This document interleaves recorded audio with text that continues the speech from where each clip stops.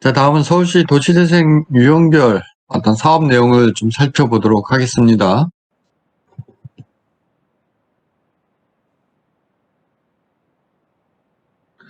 꼭 서울시뿐만 아니라 전국적으로 다 이루어지고 있는 사업인데, 서울시에 좀 포커스를 맞춰서 좀 살펴보자는 얘기입니다.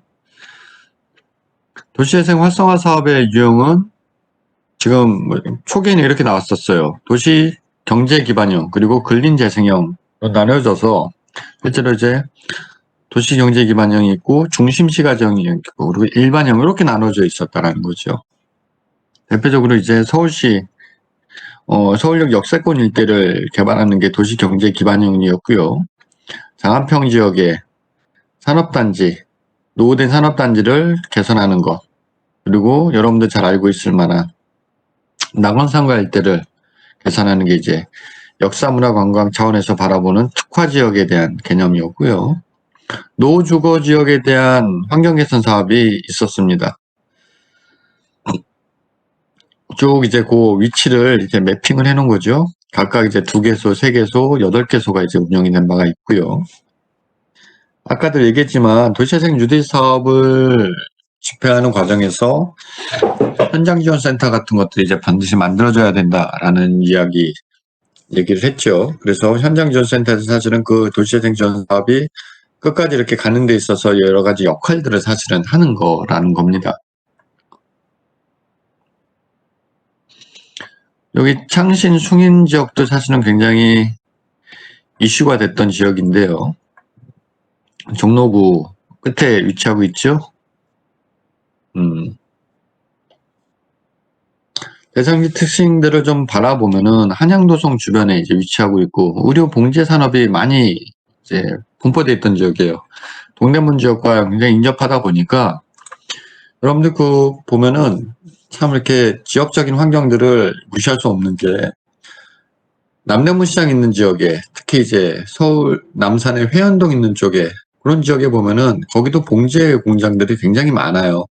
남대문 시장 때문에 이제 많이 입장이 된 건데 여기도 마찬가지입니다. 동대문 시장 때문에 봉제 공장들이 굉장히 많이 위치하고 있는 사실은 지역이라는 거예요. 오랜만에 여기 풍경을 보는데 이렇습니다. 이렇게 경사가 쭉 져 있는데 이렇게 골짜기처럼 되어 있죠. 그리고 저 건너편에는 실제로 이제 고층 주거들이 사실은 빼곡히 들어차 있는 모습을 확인할 수 있습니다.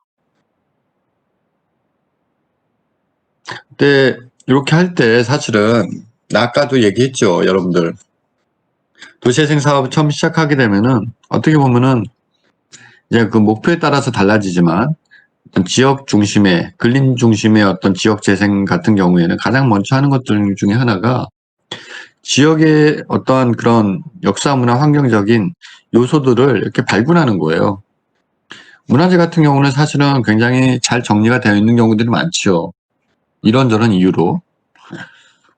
한편 이제 지역의 명소 같은 경우도 그렇습니다. 잘 정리가 많이들 되어 있죠. 근데 이제 이런 것들은 사실 잘 안 돼 있어요. 이 공동체 공간이라는 부분. 뭐든지 마을 도서관이라든가 이런 아동센터 이런 것들이 이제 데이터베이스로 잘 안 구축되어 있지 않는 경우들이 많고 이건 실제로 이제 물리적인 요소들이라고 할 수 있을 텐데요. 아까 얘기했듯이 어떤 지역의 어떤 공동체와 같은 어떻게 보면 무형의 어떤 그런 자원들 그런 부분들은 실제로 데이터베이스화 되어 있는 경우들이 극히 제한적이기 때문에 그런 것들을 자꾸 찾아내고 정리하는 것도 사실 굉장히 중요한 부분이죠. 초기에. 그래서 지역의 자원 자산들을 쭉 정리를 합니다. 이런 부분들이 아까도 얘기했지만 서울 수도권 지역에서는 사실은 상대적으로 좀 나은데 지방 중소도시들에서는 정말 힘들어요. 이런 것들을 좀 정리하고 어떤 그 내용을 발굴하는 것 자체가. 그래서 일일이 보통 이렇게 하죠. 지역 주민들, 오래 그 지역에 사셨던 분들 혹은 마을의 이제 리더 역할하는 이장 통장님들을 만나서 인터뷰를 해서 그걸 다시 이제 내용으로 정리하는 과정을 보통 거치게 됩니다. 자, 창신 이동 같은 경우 이제 한양도성이라든가 지장암, 오영제 우물 이런 것들은 실제로 현장에 지금 있지 않은 건데 해체하였다고 되어 있죠. 그 지역 주민들을 통해서 사실은 이제 발굴을 하는 거죠. 그러니까 결국 컨텐츠를 발굴한다고 컨텐츠로 쓰기 위한 여러 가지 자연자원 요소들을 발굴한다라고 보면 돼요.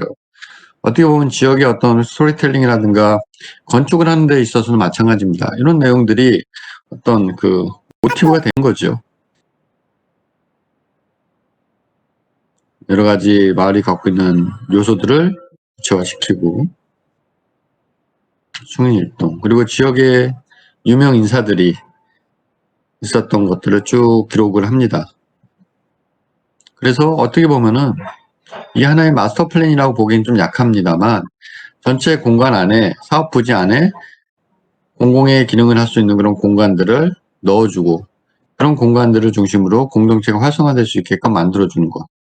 그런 접근이 일단 필요한 거죠. 당시에 이제 이런 공작소라든가 공동체 공간들이죠. 이렇게 만들어져서 개소식을 했을 때 모습입니다. 그리고 또 하나는 여기가 이제 세운상가인데요. 세운상가도 사실 이제 도시재생 뉴딜 사업을 진행을 한 거죠. 과거의 세운상가, 그러니까 MB 정권 당시만 해도 세운상가를 없애는 데 초점이 맞춰져 있었죠. 전만 해도 없애는 데 초점이 맞춰져 있어요. 그래서 여기 종묘에서부터 이 남산까지 이걸 녹지축으로 연결하는 게 가장 관심사 중에 하나였죠. 서울시의 오래된 관심사이기도 했고. 근데 이제 그게 완전히 이제 다른 개념으로 이제 바뀌게 되죠. 전면 철거해서 세운상가가 존치되는 걸로 정리가 됐고. 그러니까 이제 장인, 제조 산업이 이제 밀집된 지역인데 이제 이런 부분들을 잘 활성화시켜서 새로운 공간으로 만들자. 그때 이제 공중보행 통로 이런 것들을 컨셉으로 하는 마스터 플랜 공모가 있었고 이제 안이 당선된 바가 있죠.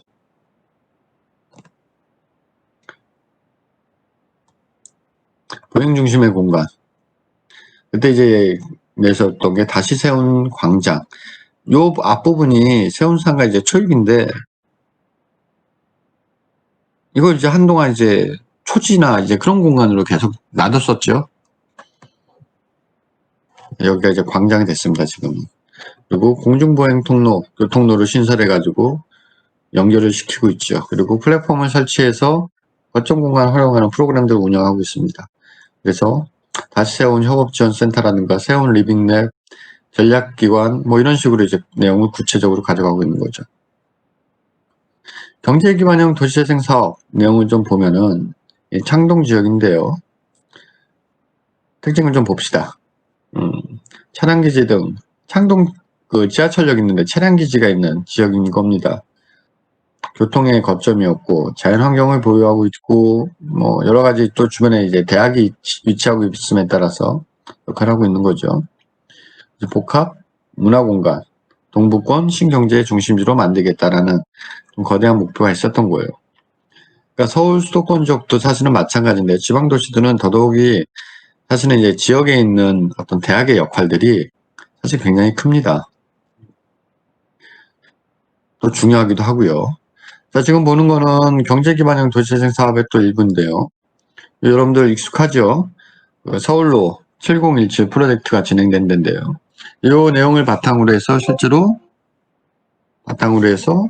주변 지역까지 포괄되는 도시재생 사업이 진행이 됐죠. 요 7017 현상 설계 당선된 안이 여기 나와 있죠. 비니마스라는 건축가가 사실은 이제 당선이 됐고, 물론 이제 논란도 되게 많았습니다. 그래서 지금 아무튼 이렇게 만들어져서 운영이 되고 있죠. 그러니까 이 디자인을 떠나서 실제로 과거의 어떤 산업 발전기에 차도로 이용되는 고가도로, 우리나라 서울만 해도 굉장히 많았죠. 많은 고가도로들이 지금은 이제 해체되고 없어졌습니다만 여전히 일부 남아있죠. 그 중에 하나인 이 서울역 앞에 이 고가도로가 보행 중심의 공간이 된다라는 거는 사실은 굉장히 큰 이슈인 거지요. 그 자체만 놓고 보더라도. 개인적으로 디자인은 좀 그래요. 자, 현장 밀착형 주민 도시재생 사업 추진을 위한 여러 노력들이라고 얘기하고 있는데요. 아까 앞서 얘기했듯이 주민 참여가 굉장히 중요하다라는 거예요. 그 주민 참여가 이루어지는 주로 요소들을 좀 바라보면은 현장 도시재생지원센터 아까 얘기했죠. 도시재생 각 지자체별로 기본적으로 시나 군에서 운영하는 도시재생지원센터가 있고요. 도시재생 유지 사업에 선정이 돼가지고 사업이 가게 되면은 가장 먼저 해야 되는 것 중에 하나가 현장지원센터를 만들어야 되는 거예요.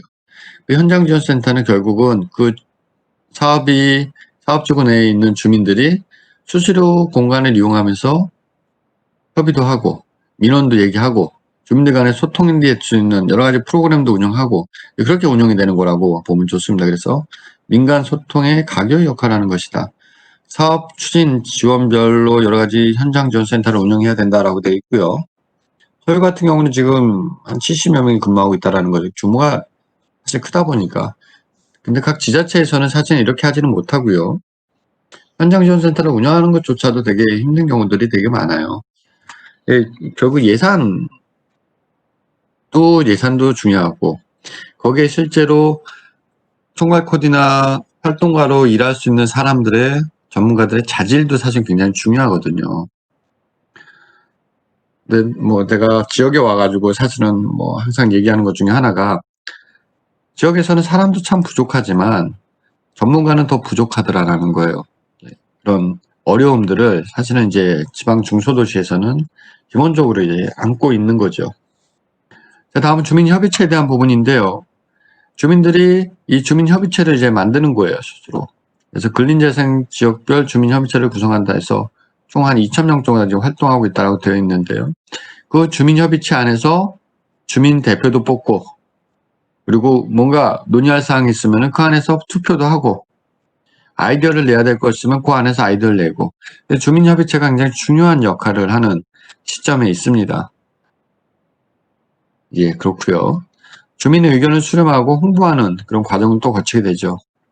계속해서 그 마을에서 무슨 일이 있었는지, 어떤 일을 지금 하고 있는지를 계속 기록하고 유인물화시키고 이제 소식지라는 이름으로 사실 만들어서 홍보를 하죠. 그리고 여러분들 유튜브에도 굉장히 많이 그런 지자체에서 하고 있는 어떤 도시재생 사업에 대한 어떤 결과 같은 것들을 소개하는 유튜브 동영상들도 사실 굉장히 많고요. 그리고 주민 아카데미, 도시재생 교육을 하는 거예요. 지역 주민의 도시재생을 이해시키기 위한. 주민들이 여기 보면 이제 도시재생대학 수료식이라고 돼 있는데 이 주민들이 사실은 굉장한 이렇게 어르신들이 있는 경우가 많다 보니까 60대, 70대를 본인의 생각과 같이 하는 쭉 살아오신 분들이다 보니까 교육을 하는데 사실은 어린 학생들을 교육하는 여러분들과 같이 그런 차원과는 굉장히 또 다른 스킬도 좀 필요하고요. 다른 방식도 좀 많이 필요합니다. 그러면서 현장에서 사업을 하고 있는데 사업만 하는 게 중요한 게 아니라 그 사업을 쭉 주민들이 주도적으로 따라가기 위해서는 주민들의 의식과 생각도 바뀌어야 된다는 얘기예요. 그거를 이제 도시재생대학에서 사실은 각 지자체별로 진행을 하는 거죠. 근데 이제 도시재생대학 지자체에서 운영하는 그 센터에서 운영하는 도시재생지원센터에서 운영하는 도시재생대학은 어떤 뭐 대학에서 진짜 운영하는 그런 학위과정 같이 그런 거는 아니에요. 다만 그 지역에 도시재생 대학을 수료했다는 기록은 사실은 계속 남아있죠. 도시재생 활동가 포럼도 하고 시고 관계자 역량 강화도 하고 집행을 하기 위해서는 스스로의 그런 행정을 하는 사람들의 변화도 사실 굉장히 중요하겠죠.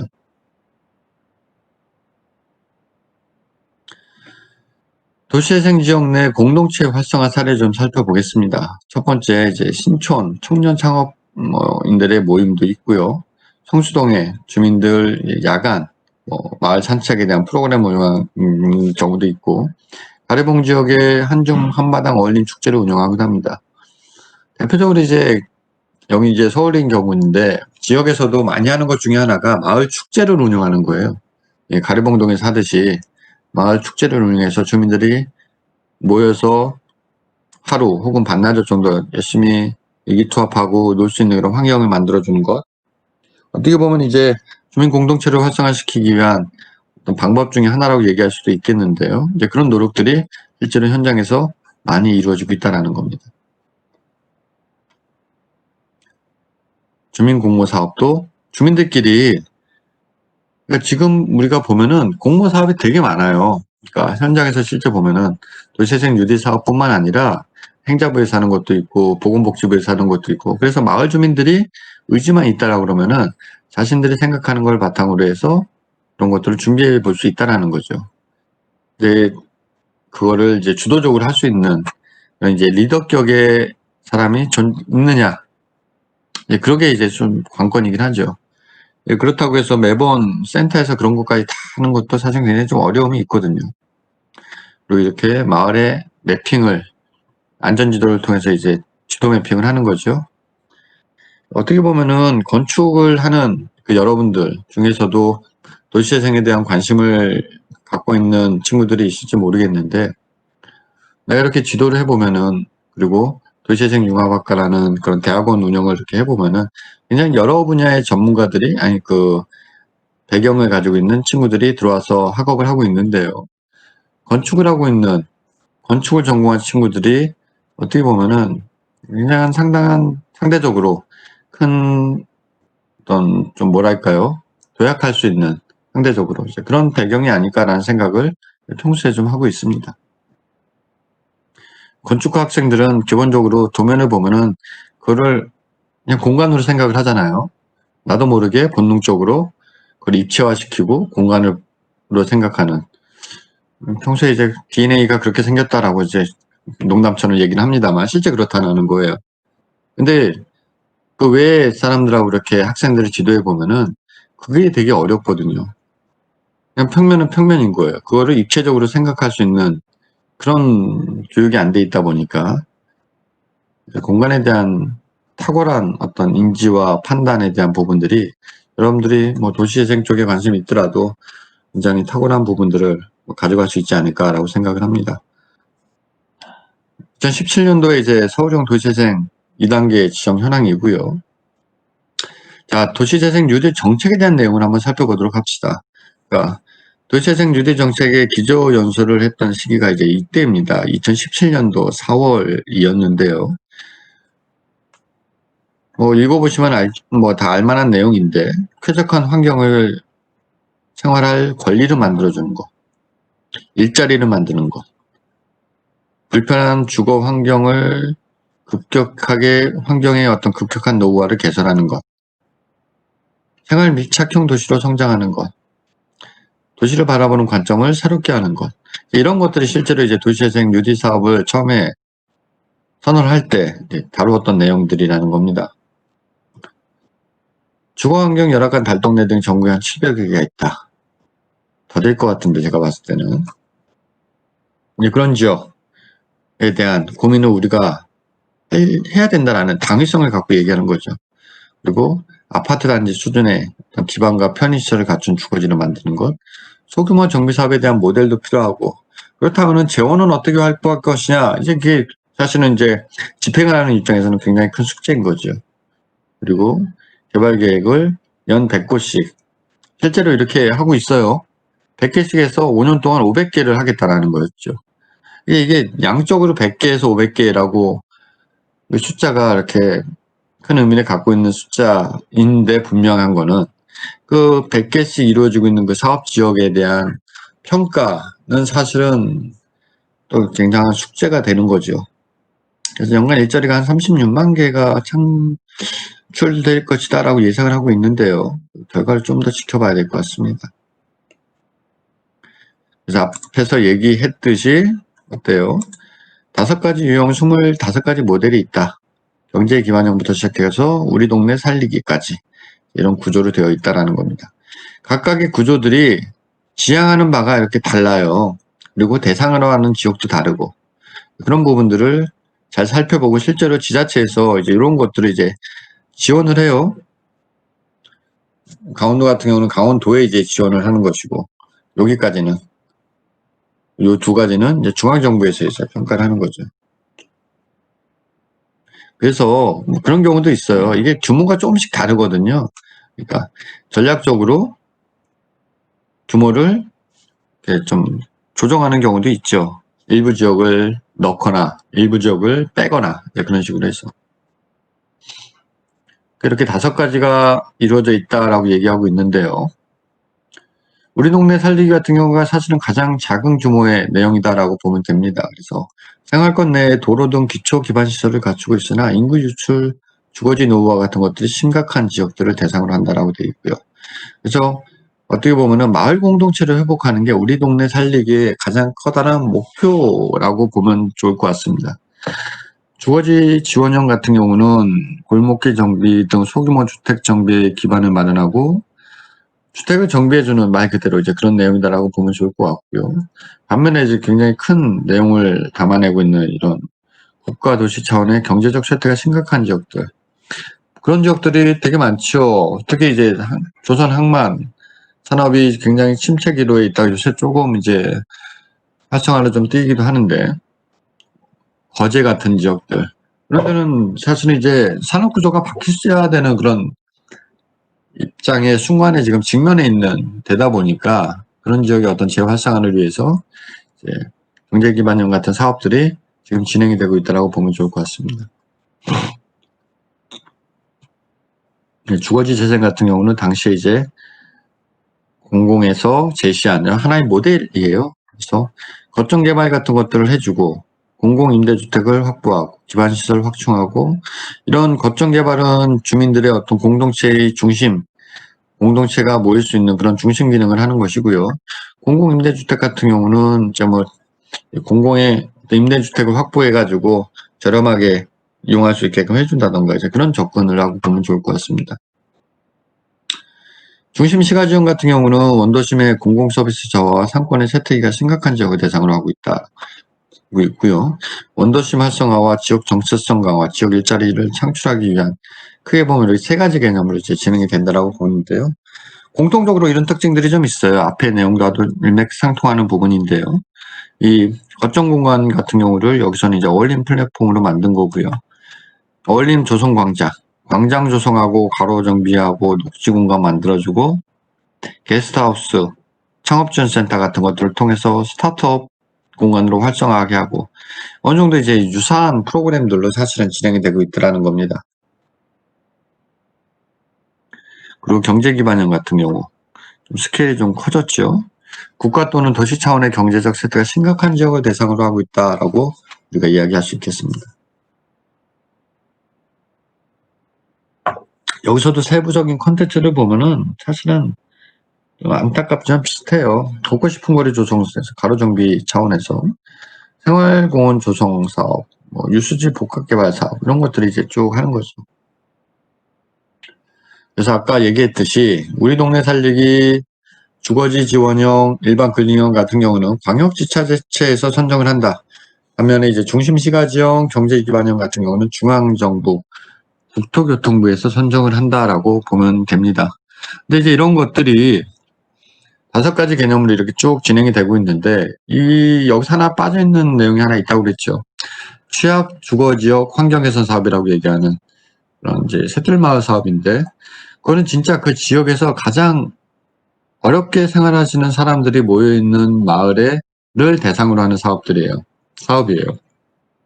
그 역시도 이제 한 4년 정도 사업이 진행되고, 필요하면은 1년, 1년씩 해가지고 한 보통 2번 정도까지는 연장을 하는 그런 환경이라고 설명할 수 있겠는데요. 그게 실제로 여기 우리 동네 살리기 이런 내용하고도 사실은 조금 유사한 부분들이 분명히 좀 담겨져 있습니다. 하지만 그 사업의 어떤 취지와 그런 의도 같은 것들에 대한 당위성이 너무 명확했기 때문에 실제로 2017년에 어떻게 보면은 그 도시재생 유진 사업이 스타트를 하면서 그때부터 2017년도 그해 새들마을 사업이 선정이 안 됐어요. 뭐 이렇게 배경으로 들어보면은 전 정권 사업이었기에 사실 그랬다라고 알려져 있는데, 지역에 있는 뭐 균형이 전문위원들이 굉장히 강하게 요청을 한 거죠. 그래서 이제 그런 부분들이 다시 들어왔고, 그래서 지금 현장에서는 이루어지고 있습니다.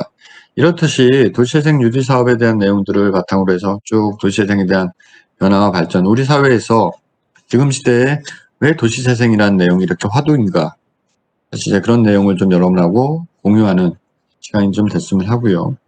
아까도 얘기했듯이 도시재생이라는 게 예를 들면은 물리적인 환경에 치우친 게 아니라요. 거기만 이제 주목하는 게 아니라 물리적인 환경 개선과 더불어서 그 공간과 장소에 대한 이용성이 얼마나 높아지기 위해서는 어떻게 보면은 사회적 경제조합이라고 하는 그런 기관들과 그런 노력들이 사실은 반드시 뒷받침돼야 된다라는 것이고요. 어떻게 보면 도시재생에 대한 인재에 대한 부분들을 좀 얘기해 보면은 다양한 사고를 좀 유연하게 수용하고 받아들일 수 있는 그런 준비가 되어 있는 친구들이 어떻게 보면 도시재생에 좀 더 적합하지 않겠는가라는 생각을 조금씩 좀 해보게 됩니다. 자, 그래서 여러분들 도시재생에 대한 내용까지 살펴봤고요. 자, 그럼 계속해서 도시 경관에 대한 내용, 여러분들 PT 올려줬는데요. 그 내용을 계속해서 살펴보도록 합시다.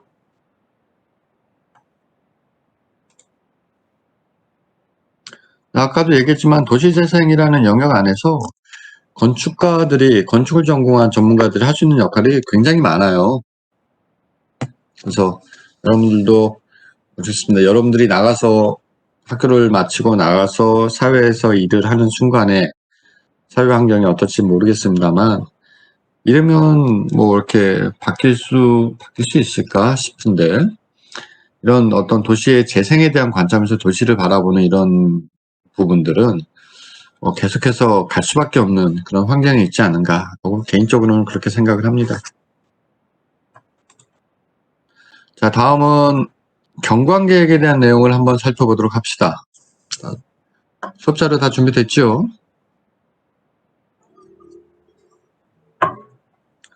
마지막 주제예요, 여러분하고 다루는.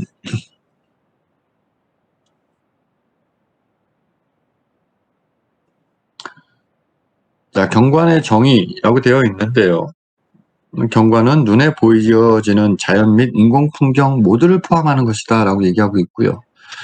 토지, 동식물의 어떤 생태계 체계, 인간의 사회적, 문화적 활동을 내포하는 개념 등으로 우리가 이제 설명할 수 있다라고 얘기하고 있습니다. 사전적 관점에서 조금 더 구체적으로 들여다보면은 경관은 눈으로 보았을 때 한 번의 조망으로 이해할 수 있는 모든 사물을 뜻하는 것이다. 그 안에 이제 크기, 규모, 색감, 형태, 질감, 농담, 진하기에 대한 부분들을 이야기하는 거죠. 이런 내용들을 다 포함하는 것이고 학문적 관점에서 바라본다라면은 경관을 살펴볼 때 어떤 대상을 인간이 바라봄으로써 사물이나 모습이 성립되는 현상이다라고 사실은 조금 어렵게 설명되어 있습니다만 우리가 시각적으로 바라보는 그 순간에 보여지는 이미지 사실 이제 그게 이제 경관의 가장 기본이 되는 내용이다라고 보면 좋을 것 같습니다. 경관이란 자연 그리고 인공 요소 오타입니다. 인공 요소 및 주민의 생활상 등으로 이루어진 일단의 지역 환경적 특징을 설명하는 것이다. 국토의 체계적인 경관 관리를 위해서는 여러 접근들이 그리고 고민들이 좀 필요하다라고 얘기하고 있고요. 아름답고 쾌적하며 지역 특성을 나타내는 국토 환경 및 지역 환경의 조성에 기여하는 것을 목표로 하고 있다라고 얘기하고 있습니다. 경관이라는 것도 실제로 보면은 여기 밑에 나와 있죠. 구체적인 실현 수단인 토지 이용, 교통, 환경 등의 각 부분별 계획과 연계된 종합적인 계획이 필요하다라고 얘기하고 있는데 도시계획에서는 눈에 강조하자면 그 도시계획을 하는 시작점은 토지이용 계획을 짜는 거예요.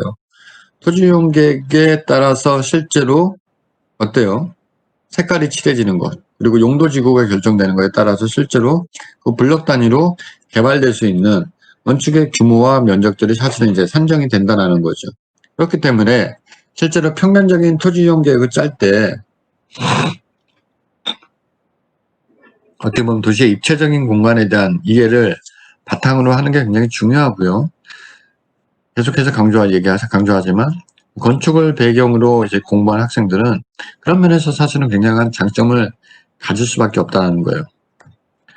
여러분들 그런 생각 많이 할 겁니다. 이게 평면을 보면은 이게 인면이 어떻게 되고 볼륨이 어떻게 되겠구나라는 상상을 어렵지 않게 우리가 할 수 있다는 거예요. 건축을 배운 학생들은 그렇다는 겁니다. 경관에 대한 여러 분류를 지금 해주고 있는데요. 파노라마 경관, 지형 경관, 위호 경관, 관계 경관 이런 쪽으로 쭉 설명을 하고 있고요. 자, 지금 보시는 거는 일전에 도시경관 내 모습을 좀 보여주고 있는데요. 다시 얘기하면 뭐 도시경치라는 이야기들로 이제 얘기하고 있고, 풍치경관 뭐 그런 얘기도 합니다. 일본에서 이제 주로 쓰는 표현입니다만, 도시의 모든 물체의 배치라든가 형태, 구성, 외관, 분위기 이런 것들이 실제로 형식적으로 어떤 미로 정의하고 이제 도시 경관적인 요소를 대상으로 보여지는 거죠. 서울시정연이라고 되는데 지금 서울연구원으로 이름이 아마 바뀌었죠. 서울연구원에서 제시한 보고서에 나와 있는 내용입니다.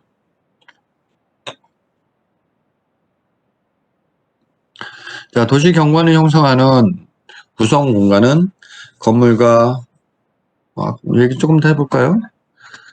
항상 하는 얘기 중에 하나가 이제 이런 서구 도시들에서, 지금 영국인데 서구 도시들에서 경험하는 지역들을 보면은 연속적인 가로의 경관을 경험할 수 있게끔 만들어진 이 가로면에 면한 건축물의 스탠스, 이런 부분들은 실제로 가로 경관에 직접적으로 연관을 맺는 거죠.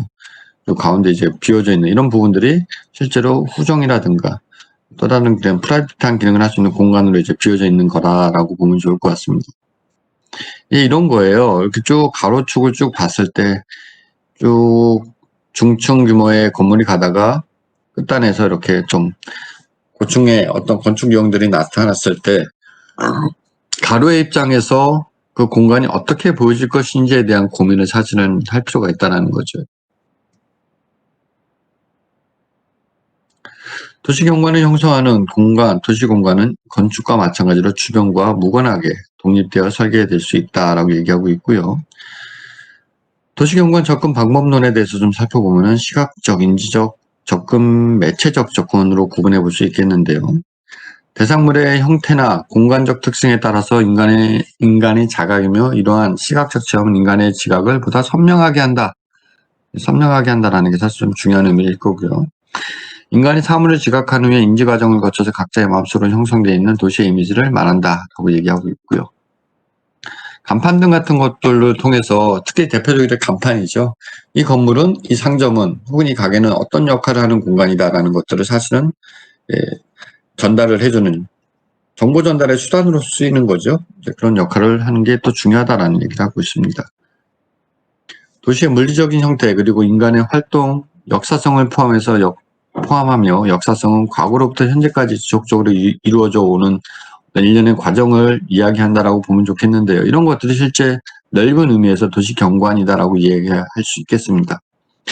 인간의 시각에 기초한 인공적인 건축물과 도로, 산, 강, 바다, 수목 등과 같은 자연물로 구성되어 있는 부분, 이런 내용들이 이제 좁은 의미의 도시 경관이다라고 또한 볼 수 있겠습니다. 경관의 구성 요소를 실제로 이제 물리적이고 혹은 비물리적인 요소로 구분해서 봅니다. 물리적인 요소 차원에서 보면은 자연적인 요소들, 기후라든가 지형, 지질, 토양, 식생, 야생동물 같은 것들이 이제 여기에 포함된다라고 보면 좋겠고요. 인공적인 요소로 본다라면 평면적인 요소, 도로, 획지, 그리고 입체적인 요소로서는 구조물, 건축물, 옥외 장치문 이렇게 되어 있습니다. 한편 이제 복합적 요소로 본다라고 그러면 오픈스페이스, 스카이라인 같은 대상들을 이제 복합적 요소의 개념으로 분류하고 있다라는 거죠. 비물리적 요소에는 인위적이고 혹은 형태적인 요소로 구분해 볼 수 있겠는데요. 어때요? 지역에 대한 어떤 역사적인 부분, 경제적인 부분, 문화적인 부분, 제도와 행정에 대한 그런 부분들이 반드시 좀 필요하고, 사람과 자동차의 형태에 대한 그런 부분들이 사실은 또 고민되어야 된다라고 얘기를 하고 있습니다.